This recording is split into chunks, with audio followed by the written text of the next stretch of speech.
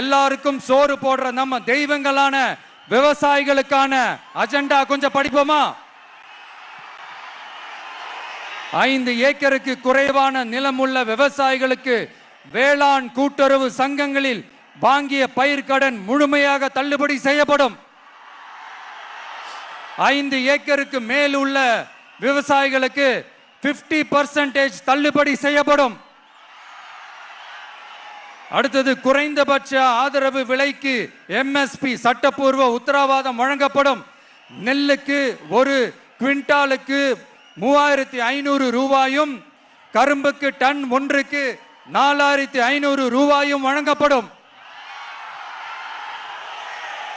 உழவர்களின் தோழன் திட்டத்தின்படி குத்தகை விவசாயிகள் மற்றும் விவசாய தொழிலாளர்களுக்கு ஒரு குடும்பத்திற்கு ஆண்டுக்கு ரூபாய் 10,000 அவர்களின் நேரடி முதலீட்டு ஆதரவு தொகையாக வழங்கப்படும்.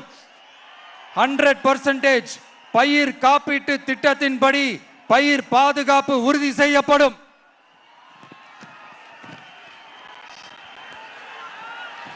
கடைசியாக, நமது அரசு ஊழியர்கள் நலன்.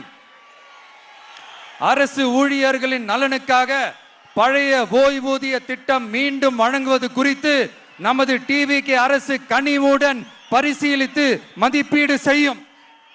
அடுத்தது, 5 அல்லது அதற்கு மேற்பட்ட ஆண்டுகள் தொடர்ச்சியாக அரசு பணியை நிறைவு செய்துள்ள அனைத்து தற்காலிக ஆசிரியர்கள், செவிலியர்கள் மற்றும் எழுத்தர் பணியாளர்களை நமது TVK அரசு பணி நிரந்தரம் செய்யும்.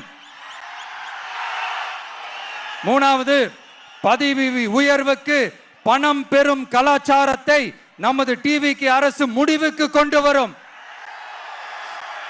அனைத்து அரசு ஊழியர்களின் இடமாற்றங்களும் வெளிப்படையான மற்றும் கால வரையறைக்கு உட்பட்ட முறையில் நடைமுறைப்படுத்தப்படும்.